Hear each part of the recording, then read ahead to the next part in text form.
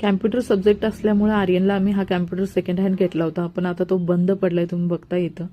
तर आर्यनने आज सांगितलं की मी स्नॅक्स खाणार आहे, म्हणून त्याला स्माइली वगैरे तळून देण्यासाठी काढले. तो बघताय तुम्ही किचनमध्ये पाठीमागच फिरतो माझ्या. हॉट तेल आर्यन बरोबर बोलता बोलता हॉट तेल झालं होतं, मला कळलंच नाही, त्याच्यामुळे मी सहज टाकले आणि बर्फाचे होते ते थोडंफार, तर तेल अचानक हातावर उडलं माझ्या, तुम्ही बघताय, म्हणून मी मागच सरकले.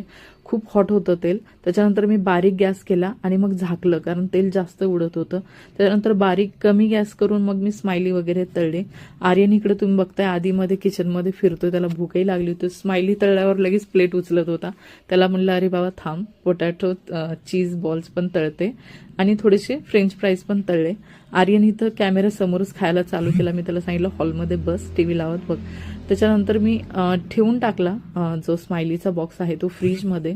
तुम्ही बघता इथं मी फ्रीज एकदम स्वच्छ आणि साफसुथरं ठेवते, नेहमी क्लीनच ठेवते मी फ्रीज वगैरे. आणि हे मी ऑनलाईन बर्फाचे ट्रे मागवले होते, उन्हाळ्यात हे खरंच खूप उपयोगी येतात आणि खूप चांगले आहेत. आर्यन इथं मस्त टीव्ही बघत एन्जॉय करतोय.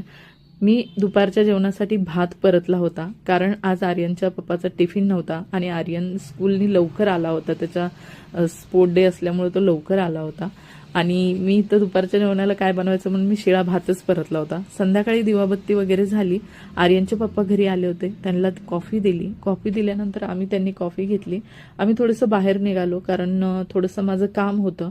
ते काम झाल्यानंतर म्हणलं थोडीशी चटपटीत पाणीपुरी खाऊया, कारण तिथं मला जवळच दिसली, म्हणून आम्ही पाणीपुरी खायला चालू केली. आर्यनला खूप तिखट लागली. आर्यननी पहिला पाणी पिलं ढसा. पाणीपुरी वगैरे खाऊन आम्ही घरी निघालो. तर भेटूया नेक्स्ट ब्लॉगमध्ये. Bye bye.